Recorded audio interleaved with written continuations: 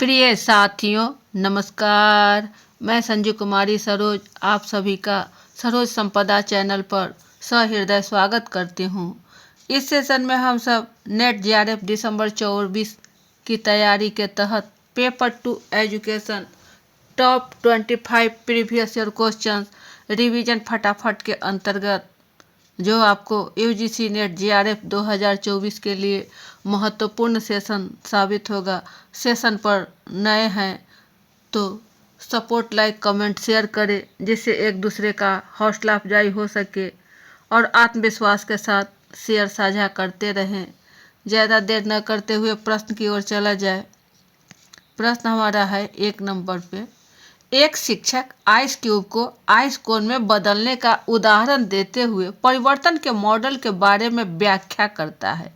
शिक्षक बता रहा है ए कुट लेविन के मॉडल के बारे में, बी कॉट्स मॉडल के बारे में, सी कुबलर रॉस मॉडल के बारे में, डी जेफियात के मॉडल के बारे में। सही विकल्प का चयन करना है। ABCD में क्या हो जाएगा हमारा?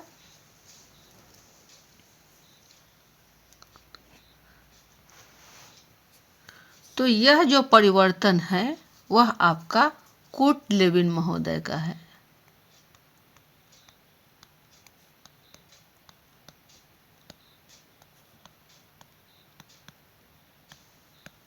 उन्होंने परिवर्तन के संदर्भ में बतलाया चेंज। यह जो है आपका 3 प्रकार के चेंज को बतलाया। एक में है आपका अनफ्रीज, दूसरा है चेंज और तीसरा है रिफ्रीज। ये 3 जो है आपको बता रहा है कि परिवर्तन किसे अनुमति देता है। घन बर्फ जो है शंकु बर्फ में बनाने के लिए यह कुट लेविन के सिद्धांत को बताता है। प्रबंधन प्रक्रिया को मानवीय तरीके से सरल और आसानी से समझ में आने वाली बात है। तो कुट लेविन यहाँ हमारा ऑप्शन ए की ओर संकेत दे रहा है। ये BCD आपका नहीं हो। दूसरा प्रश्न है, निम्नलिखित में से कौन सा कार्यक्रम सेवाकालीन शिक्षा में गुणवत्ता सुधार से जुड़ा हुआ है? ए अध्यापक शिक्षा में आधार कोर्स, बी कौशल विकास कार्यक्रम, सी विशिष्ट विषयों पर अध्यापन कोर्स, डी आरंभिक मीटिंग और ई है आपका दक्षता विकास हेतु सूक्ष्म अनुरूपण। ये ऑप्शन आपको चुनना है ABCD में कि सेवाकालीन शिक्षा में गुणवत्ता के लिए कौन सा हमारा सही होगा।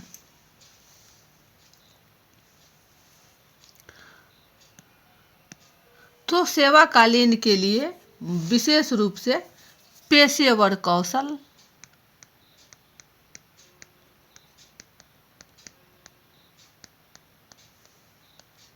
ज्ञान, रुचियाँ, शैक्षणिक योग्यता,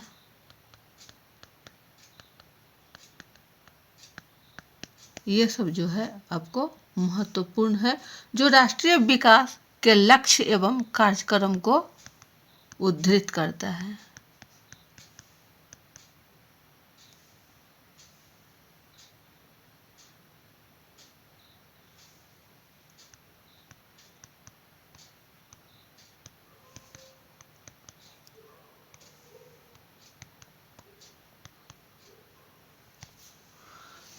तो कौन कौन सा सुधार की बात है इसमें देखा जाए। अध्यापक शिक्षा में आधार कोर्स, इसकी आवश्यकता नहीं है। कौशल विकास कार्यक्रम, तो कौशल चाहिए, स्किल डेवलपमेंट, ये बी आपका सही है। विशिष्ट विषयों पर अध्यापन कोर्स, यह भी आपका सही है और एक गलत है, बी और सी सही है। तो ऑप्शन हमारा बी नहीं, विशिष्ट विषय कह रहा है अध्यापन कोर्स, ये भी आपका गलत हो जाएगा। आरंभिक मीटिंग, यह तो होना ही नहीं है। दक्षता विकास हेतु सूक्ष्म अनुरूपण, ये आपका वाइटल है। ये तो कौन कौन हमारा हो रहा है कथन, बी और ई, जो ऑप्शन सी की ओर है। सही विकल्प हमारा क्या हो जाएगा, ऑप्शन सी। नेक्स्ट क्वेश्चन 3 पर है, प्रक्षेपीय तकनीक उपयोग में लाई जाती है। ए अभिरुचि के मापन हेतु, बी शैक्षणिक उपलब्धता के मापन हेतु, सी बौद्धिक क्षमता के मापन हेतु, डी व्यक्तित्व के मापन हेतु। इसमें क्या हो जाएगा हमारा सही विकल्प, ए बी सी डी में।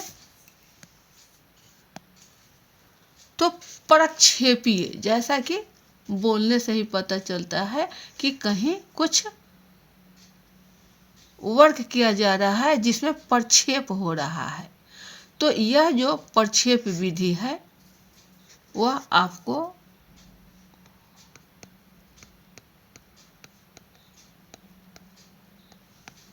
रोरसाक विधि,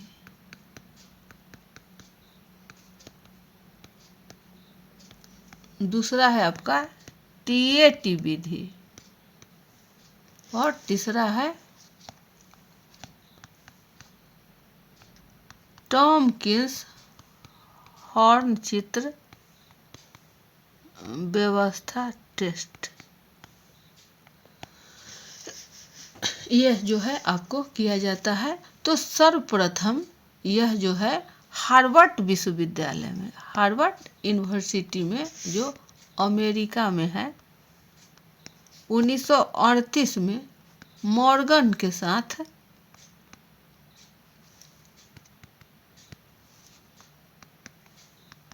मिलकर कुछ साथियों ने इसका तकनीक को विकसित किया गया था। उस समय से यह व्यक्तित्व परीक्षण के लिए विशेष रूप से उत्तरदायी कार्य करता है। तो हमारा व्यक्तित्व के मापन हेतु ऑप्शन डी की ओर है।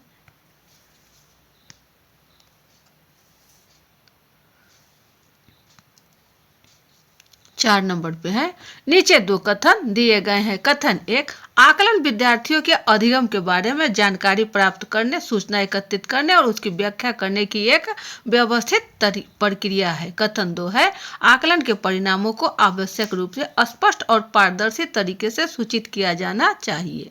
ऑप्शन आपको ABCD में दिया गया है। कौन सा कथन कौन सा स्टेटमेंट के साथ सही गलत ऑप्शन में आएगा।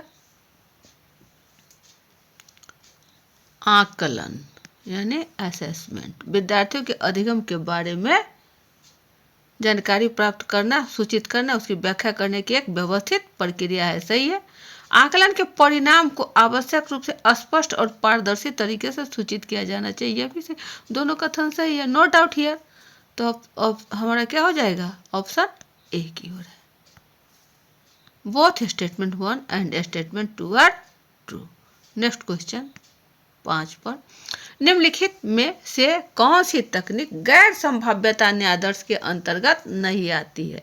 ए अस्तरित यादृच्छिक न्यायादर्श तकनीक, बी उद्देश्यात्मक न्यायादर्श तकनीक, सी आकस्मिक न्यायादर्श तकनीक और डी कोटा न्यायादर्श तकनीक। ये सही विकल्प हमारा क्या हो जाएगा, ये न्यायादर्श है, न्यायादर्श तकनीक। तो प्रश्न पर भी गौर करेंगे कि नहीं आती है, यानी गैर संभाव्यता न्यायादर्श के अंतर्गत नहीं, गैर भी लग गया और नहीं भी लग गया, तो हमारा क्या हो जाएगा, संभाव्यता। क्या हो गया, संभाव्यता। तो प्रोबेबिलिटी सैंपल जो है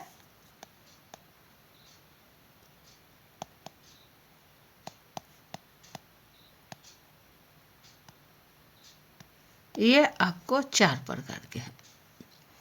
पहला में है आपका सिंपल रैंडम प्रोबेबिलिटी, दूसरा है आपका क्लस्टर सैंपल, तीसरा है सिस्टमेटिक सैंपल। और चौथा है स्ट्रैटिफाइड रैंडम सैंपल। तो ये 4 आपको हैं। तो 4 में जो मिल रहा है, जैसे स्ट्रैटिफाइड अस्तरित, यादृच्छिक, न्यायादर्श, ये हमारा संभाव्य में है। ये 4 को छोड़कर जितना भी आपको है सैंपलिंग, वह सब नॉन प्रोबेबिलिटी है।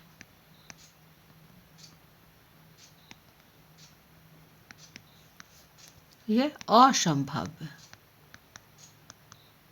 न्यायादर्श तकनीक।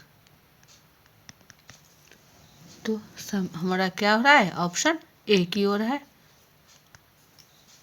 अस्तरित यादृच्छिक न्यायादर्श तकनीक। नेक्स्ट क्वेश्चन 6 पर, पाठ्यक्रम के CIPP मॉडल के किस पहलू में विद्यालय के प्रभावी कार्य संचालन हेतु सामग्री, समय, भौतिक एवं मानवीय संसाधन शामिल होते हैं? ए संदर्भ में, बी इनपुट में, सी प्रक्रिया में और डी उत्पाद में। सही विकल्प क्या हो जाएगा? तो CIPP मॉडल जो है, यह आपको स्टफले बीम द्वारा पाठ्यक्रम मूल्यांकन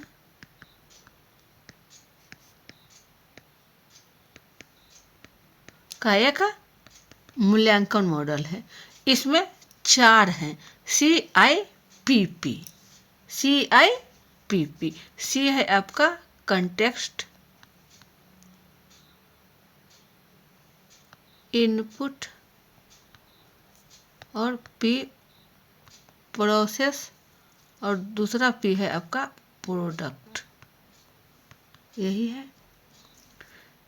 एक है आपका कंटेक्स्ट, कंटेंट, कंटेक्स्ट प्रसंग, इनपुट निविष्ट,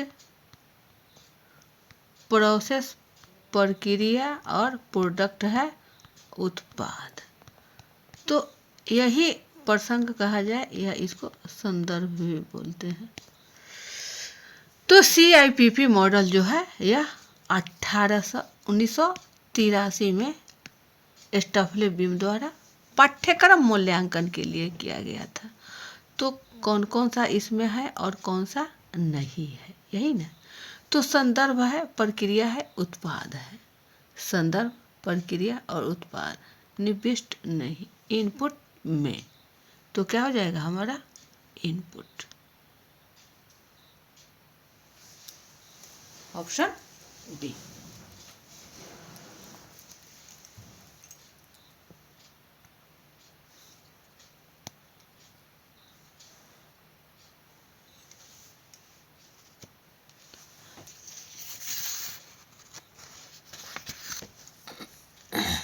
चलिए नेक्स्ट क्वेश्चन।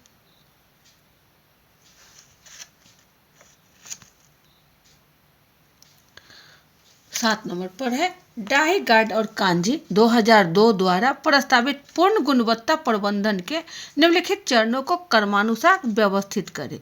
ए गुणवत्ता नियंत्रण, बी पूर्ण गुणवत्ता प्रबंधन, सी गुणवत्ता निरीक्षण, और डी है गुणवत्ता आश्वासन। ये 4 को ABCD के कॉलम में सजाना है कि पहले कौन उसके बाद कौन, सीक्वेंस में लाना है। तो सबसे पहले गुणवत्ता जांच।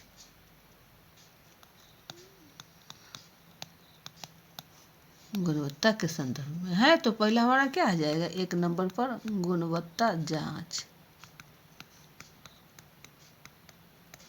दूसरा हो जाएगा गुणवत्ता नियंत्रण,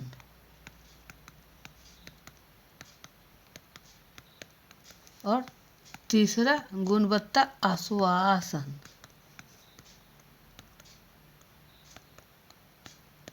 चौथा में है आपका संपूर्ण गुणवत्ता प्रबंधन। यही है। इसके आधार पर हमें आराम से मिल जाएगा। तो सबसे पहले ये आया निरीक्षण, यही हमारा जांच है। सबसे पहले सी, जो ऑप्शन एक ही ऑप्शन में है शुरुआत से ही, CADB, ऑप्शन सी की ओर। कोई दिक्कत नहीं। नेक्स्ट क्वेश्चन 8 की ओर। मापन के निम्नलिखित स्केलों को उच्च स्केल से निम्न स्केल के अवरोही क्रम में व्यवस्थित करें। ए क्रम संख्यावाचक, बी अनुपात, सी नामिक और डी है अंतः स्तर। यही है, इसमें आपको सीक्वेंस में सजाना है कि उच्च स्केल से निम्न स्केल में, मतलब ऊपर से जो है ऊपर से नीचे की ओर। तो हमारा जो स्केल है वह 4 प्रकार के हैं। एक में है नॉमिनल स्केल, दूसरा है ऑर्डिनल स्केल और तीसरा है इंटरवल, चौथा है ऑप्शनल, क्या बोलते हैं इसको, रेशियो, अनुपात, रेशियो स्केल। ये 4 आपको है। यह नॉमिनल स्केल जो है यह सबसे छोटा और निम्न स्तर के माने जाते हैं। इसमें सिर्फ नाम, अंक और शब्द का ही प्रयोग होता है। ऑर्डिनल, यह जो है आपको क्रम से सीक्वेंस में आता है। और इंटरवल जो है नॉमिनल और ऑर्डिनल को मिलाकर इंटरवल, आपका बीच में अंतराल 5 5 10 10। और रेशियो हमारा यहाँ अनुपात में, यह सबसे उच्च का है रेशियो। तो पूछा जा रहा है उच्च स्केल से, तो सबसे पहले हमारा क्या आ जाएगा, रेशियो यानी अनुपात। तो अनुपात कहाँ है, यहाँ है बी में, तो सबसे पहले हमारा बी होगा। तो ए कैंसिल, बी कैंसिल, सी और डी में खोजना है डी। बी के बाद दोनों में डी है, डी यानी अंतः स्तर। यह है आपका इंटरवल, तो सही है बी के बाद।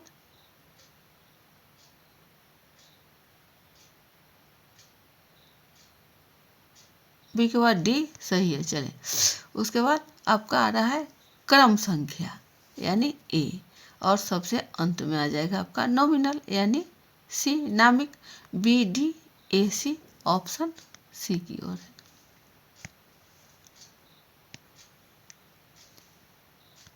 नेक्स्ट क्वेश्चन 9 पर, किसी एक विशेष ऐतिहासिक अनुसंधान का एक गौण स्रोत।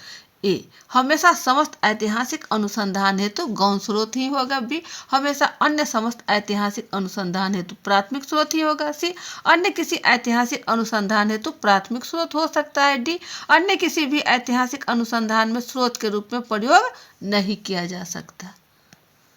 ऐतिहासिक अनुसंधान का एक गौण स्रोत के संदर्भ में आपसे पूछा जा रहा है, क्या होगा सही।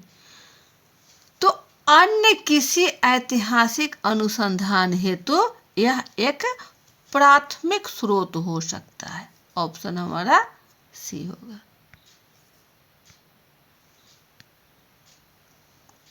चलिए नेक्स्ट क्वेश्चन 10 पर, विषय आधारित पाठ्यक्रम की अभिकल्पना का मॉडल मूलतः ए शिक्षार्थी केंद्रित है, बी अध्यापक केंद्रित है, सी विषय केंद्रित है, डी सामाजिक पुनर्निर्माण केंद्रित है। सही विकल्प क्या हो जाएगा, तो सीधा सा है इसमें कि विषय आधारित है, तो यह भी विषय केंद्रित होगा। ऑप्शन हमारा सी की ओर है, subject centred, option C. Next question 11 पर, समान शैक्षिक अवसर से तात्पर्य है। ए उपयुक्त शिक्षा हेतु समाज अभिगम्यता, बी केवल बालिकाओं के लिए निःशुल्क शिक्षा, सी केवल अल्पसंख्यकों एवं निःशक्तों के लिए शैक्षिक मानकों की समानता, डी दोनों ए और बी सही है, ई दोनों ए और सी सही है। ऑप्शन आपको ए बी सी डी में दिया गया है, क्या हो जाएगा, समान शैक्षिक अवसर। समान मतलब इक्वल, तो समाज में हर किसी को भागीदारी हो साझेदारी हो, इसके लिए यहाँ रखा गया कि सब किसी को बराबर बराबर का हक मिले।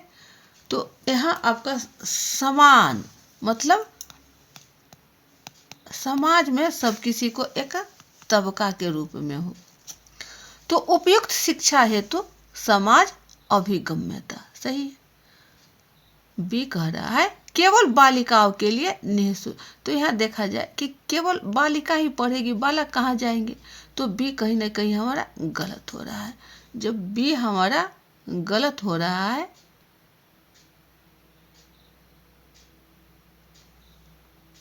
तो बी गलत हो रहा है तो केवल बी कह रहा है। अच्छा, तो यहाँ ये गलत कैंसिल हो जाएगा। बी गलत कह रहा है तो ठीक है।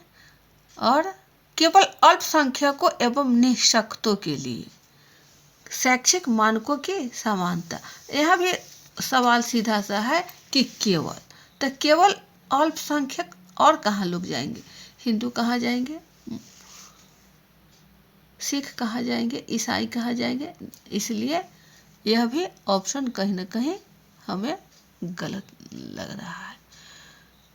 अगला जो है दोनों ए और बी सही है, तो जब बी हमारा गलत है तो डी होगा ही नहीं, ये भी कैंसिल हो जाए।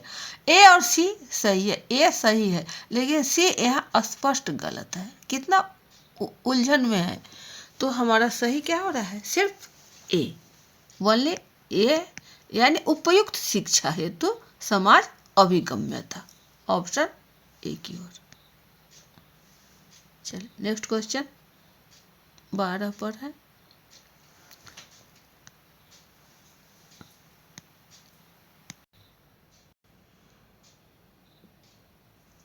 ब्लेंडेड अधिगम की अवधारणा के संदर्भ में निम्नलिखित में से कौन सा गलत है। ए, यह मिश्रित वेब आधारित तकनीक है। बी, यह मिश्रित अनुदेशात्मक तकनीक है। सी, यह मिश्रित शिक्षा शास्त्रीय उपागम है।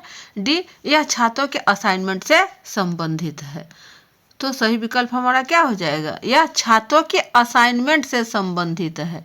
यह ब्लेंडेड अधिगम जो है वह मिक्स, यानी जो हमारा शिक्षक और छात्र आमने सामने फेस टू फेस और शिक्षक छात्र और ऑनलाइन, यही हमारा ब्लेंडेड अधिगम के अंतर्गत में है। तो यह छात्रों के असाइनमेंट से संबंधित है, केवल डी ऑप्शन ए की ओर। चलिए नेक्स्ट क्वेश्चन 15 की ओर। संगठनात्मक माहौल ए, किसी व्यक्ति के कार्य निष्पादन को निर्धारित करता है। बी, किसी व्यक्ति कर्मचारियों की भावना पर कोई प्रभाव नहीं डालता। सी, किसी व्यक्ति कर्मचारियों के कार्य संतुष्टि के स्तर को प्रभावित करता है। डी, किसी व्यक्ति कर्मचारियों की कार्य दक्षता को प्रभावित करता है। ए बी सी डी में हमारा सही विकल्प क्या हो जाएगा, तो 15 जो हमारा है यह कह रहा है कि संगठनात्मक माहौल, संगठन जहाँ एकजुटता हो, तो व्यक्ति के कार्य निष्पादन को निर्धारित करता है कि किसको कितना कार्य करना है। ठीक है। बी कह रहा है व्यक्ति कर्मचारियों की भावनाओं पर कोई प्रभाव नहीं डालता है। भावनाओं, तो भावना पर तो प्रभाव पड़ता है। जब संगठन में है तो किसी का सुख दुख खुशी की जो अनुभूति होगी वह एक दूसरे से शेयर किया जाता है और उसके भावना को समझा जाता है। तो यह कह रहा है नहीं, तो कहीं ना कहीं बी हमारा गलत है। यदि बी गलत है तो ए गलत, बी गलत, अब रह गई बात यहाँ। तो किसी व्यक्ति कर्मचारियों की कार्य संतुष्टि के स्तर को प्रभावित करता है, कोई किस हद तक, किस उद्देश्य से और कितना दक्षता के साथ, कितनी सक्षमता के साथ कार्य करता है, तो यह भी होगा। सी हमारा सही हो जाएगा, ए सही है, सी सही है। डी, व्यक्ति कर्मचारियों की कार्य दक्षता, हाँ दक्षता को भी प्रभावित करता है, यानी ए सी डी ऑप्शन हमारा सी सही हो जाएगा। नेक्स्ट क्वेश्चन 16 पर। मानक त्रुटि मध्यमान ए की वैल्यू व्यक्तिगत स्कोरों के मानक विचलन के मुकाबले अधिक होती है। बी, सैंपल आकार की बढ़ोतरी के साथ घटता है। सी, विषम विजातीय समूह से लिए गए न्यायादर्श के लिए यह कम होता है। ऑप्शन आपको ए बी सी डी में दिया हुआ है, क्या हो जाएगा, तो यह सैंपल आकार की बढ़ोतरी के साथ घटता है। मानक विचलन जो मानक त्रुटि मध्यमान है, ऑप्शन हमारा बी हो जाएगा, केवल बी। नेक्स्ट क्वेश्चन 17 पर, भारत में अध्यापक शिक्षा के लिए राष्ट्रीय पाठ्यक्रम प्रारूप 2009 तैयार किया गया था। ए, भारतीय राष्ट्रीय पाठ्यक्रम समिति द्वारा, बी, राष्ट्रीय अध्यापक शिक्षा आयोग द्वारा, सी, राष्ट्रीय शैक्षिक अनुसंधान और प्रशिक्षण परिषद, डी, राष्ट्रीय अध्यापक शिक्षा परिषद द्वारा। क्या होगा सही विकल्प हमारा? तो यह जो है राष्ट्रीय पाठ्यक्रम प्रारूप एनसीएफ 2009, राष्ट्रीय नेशनल करिकुलम फ्रेमवर्क जो है 2009, राष्ट्रीय अध्यापक शिक्षा परिषद द्वारा इसको तैयार किया गया था। ऑप्शन हमारा डी की ओर है। नेक्स्ट क्वेश्चन 18, राष्ट्रीय ज्ञान आयोग के संदर्भ बिंदु थे। ए, 21वीं शताब्दी की ज्ञान संबंधी चुनौतियों को पूरा करने के लिए शैक्षिक विज्ञान में शैक्षिक प्रणाली में उत्कृष्टता लाना। बी, विज्ञान और तकनीकी प्रयोगशालाओं में ज्ञान सृजन को बढ़ावा देना। सी, पर्यावरण को सुरक्षित रखने में ज्ञान उपयोग को बढ़ावा देना। डी, बौद्धिक संपदा अधिकारों में लगी संस्थाओं के प्रबंधन में सुधार लाना। ए, बी, सी, डी में हमारा सही विकल्प क्या हो जाएगा? कोई 3 का चयन करना है 4 से, तो कोई एक हटेगा। राष्ट्रीय ज्ञान आयोग के संदर्भ बिंदु। तो उत्कृष्टता लाना किसमें? शैक्षिक प्रणाली में। तो राष्ट्रीय ज्ञान की बातें कहाँ से होगा? शिक्षा से। तो ये सही है। विज्ञान और तकनीकी प्रयोगशाला में ज्ञान सृजन करना, बढ़ावा देना, यह भी सही है। पर्यावरण को सुरक्षित रखने में ज्ञान उपयोग को बढ़ावा, पर्यावरण की बातें यहाँ राष्ट्रीय ज्ञान आयोग में नहीं कहा गया, यानी सी हमारा कैंसिल। तो ए कैंसिल, सी कैंसिल, डी कैंसिल, ऑप्शन हमारा बी की ओर, केवल ए, बी और डी। नेक्स्ट क्वेश्चन 19, राज्य शैक्षिक अनुसंधान एवं प्रशिक्षण परिषद के मुख्य कार्य है। ए, 4 वर्ष की अवधि का समेकित अध्यापक शिक्षा कार्यक्रमों का डिजाइन एवं विकास। बी, शिक्षकों के लिए प्रोफेशनल एथिक्स की संहिता तैयार करना। सी, पाठ्यक्रम, पाठ्यपुस्तक, प्रशिक्षण, अनुसंधान एवं नवाचार का विकास। डी, अध्यापक शिक्षा संस्थानों का प्रत्यायन एवं उनकी निगरानी। क्या हो जाएगा सही विकल्प हमारा? तो एससीईआरटी जो है उसका कार्य पूछा जा रहा है कि क्या क्या वह डिजाइन करता है। तो पाठ्यक्रम बनाता है, पाठ्यपुस्तक बनाता है, प्रशिक्षण देता है, अनुसंधान एवं नवाचार का विकास करता है। ऑप्शन हमारा सी की ओर है। नेक्स्ट क्वेश्चन 20 पर, वैयक्तिक शैक्षिक योजना आपके मतानुसार क्या है? ए, विद्यार्थी हेतु पुनर्वास एवं कैरियर योजना। बी, परिवार सहायता योजना। सी, विद्यार्थी की जरूरत के अनुसार अनुदेशक सहायता एवं सेवाओं का कथन। डी, दिव्यांग विद्यार्थी हेतु घर से विद्यालय तक का पारगमन कथन। Option A, B, C, D में आपको दिया गया है। क्या हो जाएगा सही विकल्प हमारा? तो विद्यार्थी की जरूरत के अनुसार अनुदेशक सहायता एवं सेवाओं का कथन। ऑप्शन सी, केवल सी। यह पुनर्वास के बाद शैक्षिक योजना में नहीं। तो ये कैंसिल, ए और बी कैंसिल। सी है दिव्यांग विद्यार्थी है तो घर से विद्यालय तक का पारगमन कथन। तो वैयक्तिक शैक्षिक के लिए यह मत नहीं है। डी ऑप्शन हमारा सी सही है। चलिए नेक्स्ट क्वेश्चन 21 पर, किसी भी सरकारी सहायता प्राप्त विद्यालय में जाति, मत या वर्ण के आधार पर भेदभाव समाप्त करने के लिए निम्नलिखित में से कौन सा संवैधानिक प्रावधान किया गया है? ए अनुच्छेद 16, बी अनुच्छेद 29, सी अनुच्छेद 30 और डी अनुच्छेद 32। सही विकल्प क्या हो जाएगा? तो यह है अनुच्छेद 29 में आर्टिकल 29,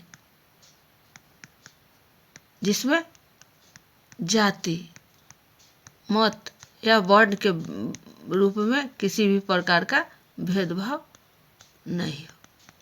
यह संवैधानिक प्रावधान है। ऑप्शन हमारा बी की ओर है। ये रहा सही आंसर का मिलान आपको। नेक्स्ट क्वेश्चन 22 पर, निष्ठा ए, प्रारंभिक स्तर पर शिक्षा के परिणामों का बेहतर करने के लिए एक राष्ट्रीय मिशन है। बी, अपने कर्मचारियों के लिए भारतीय पुनर्वास परिषद द्वारा शुरू किया गया एक कार्यक्रम है। सी, एकीकृत शिक्षक प्रशिक्षण द्वारा विद्यालय शिक्षा की गुणवत्ता को बेहतर करने के लिए क्षमता निर्माण कार्यक्रम है। डी, विश्वविद्यालय अनुदान आयोग द्वारा शुरू किया गया एक कार्यक्रम है। कोई दो कथन को चयन करना है चार कथनों में से। तो निष्ठा, निष्ठा जो हमारा है वह प्रारंभिक स्तर पर यानी 1 to 8 लेवल के विद्यालय के लिए शिक्षा के परिणाम में बेहतर करने के लिए यह एक नेशनल मिशन है, राष्ट्रीय मिशन। अपने कर्मचारियों के लिए भारतीय पुनर्वास नहीं, उसके आवास की शुरुआत की कोई बातें नहीं कही गई है। तो इसका मतलब है कि हमारा ए कैंसिल, बी कैंसिल, चूंकि दोनों में बी की बात है। सी और डी में देखा जाए, एकीकृत शिक्षक प्रशिक्षण द्वारा विद्यालय शिक्षा की गुणवत्ता को बेहतर करने के लिए क्षमता निर्माण कार्यक्रम है, यही है हमारा, यही है जिसको खोजना था, यानी ए और सी। डी कह रहा है विश्वविद्यालय अनुदान आयोग द्वारा शुरू किया गया कार्यक्रम है, निष्ठा यूजीसी का यह नहीं है। तो क्या हो जाएगा हमारा सही विकल्प सी, ए और सी। नेक्स्ट क्वेश्चन 23 पर, ये रहा सही आंसर का मिला ना आपको।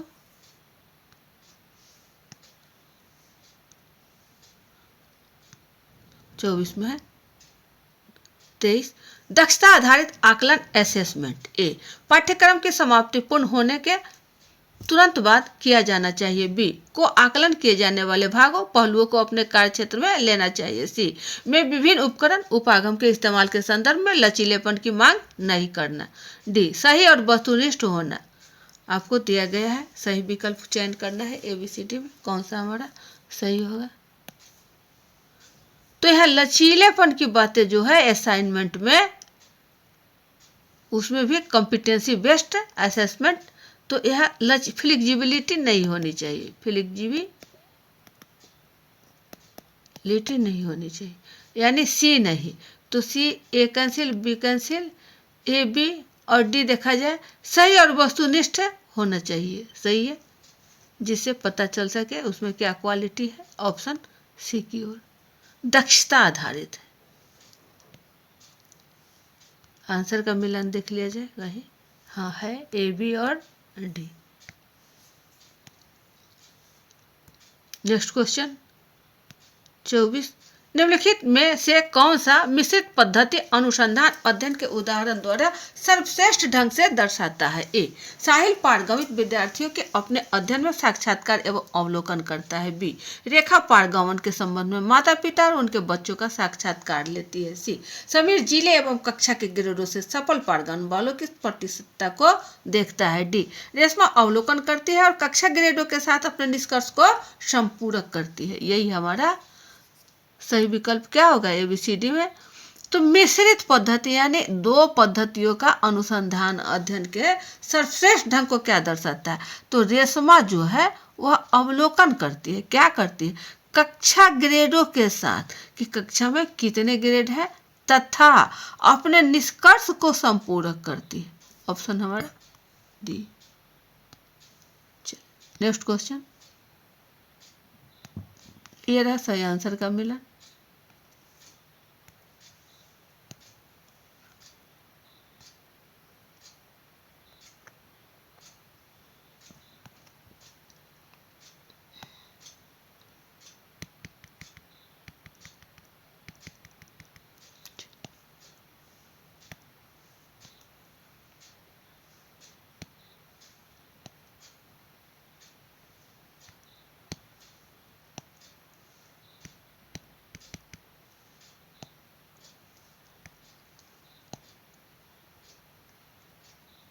चलिए नेक्स्ट क्वेश्चन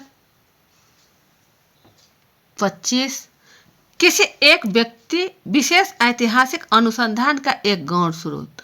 ए, हमेशा समस्त ऐतिहासिक अनुसंधान हेतु गौण स्रोत ही होगा। बी, हमेशा अन्य समस्त ऐतिहासिक अनुसंधान हेतु प्राथमिक स्रोत ही होगा। सी, अन्य किसी ऐतिहासिक अनुसंधान हेतु प्राथमिक स्रोत हो सकता है। डी, अन्य किसी भी ऐतिहासिक अनुसंधान में स्रोत के रूप में प्रयोग नहीं किया जा सकता। क्या होगा ABCD में सही विकल्प क्या होगा? तो सीधा सा है, क्या कर रहा है, हमेशा समस्त ऐतिहासिक में ऐसा कुछ नहीं है, कभी कुछ तो कभी कुछ तो कभी कुछ होता है, हमेशा के यहाँ कोई जिक्र नहीं होनी चाहिए। भी कह रहा है कि हमेशा अन्य समस्त ऐतिहासिक अनुसंधान हेतु प्राथमिक, यहाँ भी हमेशा है, तो यानी ए कैंसिल, बी कैंसिल। सी कह रहा है किसी ऐतिहासिक अनुसंधान हेतु प्राथमिक स्रोत हो सकता है, यह बहुत सही है, यहाँ कोई डाउट नहीं है, यानी सी हो जाएगा। अन्य किसी भी ऐतिहासिक अनुसंधान में स्रोत के रूप में नहीं प्रयोग तो किया ही जाता है, इसलिए तो ऐतिहासिक अनुसंधान गौण स्रोत है। ऑप्शन हमारा सी हो जाएगा। चलिए नेक्स्ट क्वेश्चन। ये तो आपको थे मात्र यही 25 सही आंसर का मिलान देख लिया जाए। ये रहा आपको एजुकेशन से मात्र 25 क्वेश्चन को हम लोगों ने साझा किया। चैनल पर नए हैं तो सपोर्ट, लाइक, कमेंट, शेयर करें, जिससे एक दूसरे का हौसला अफजाई हो सके। वीडियो ज़्यादा लंबा न बने, इसलिए सेशन को यहीं बाइंड अप किया जाता है। अगले सेशन में पुनः अच्छे अच्छे प्रश्नों को लेकर उपस्थित होंगे। तब तक के लिए जय हिंद, वंदे मातरम।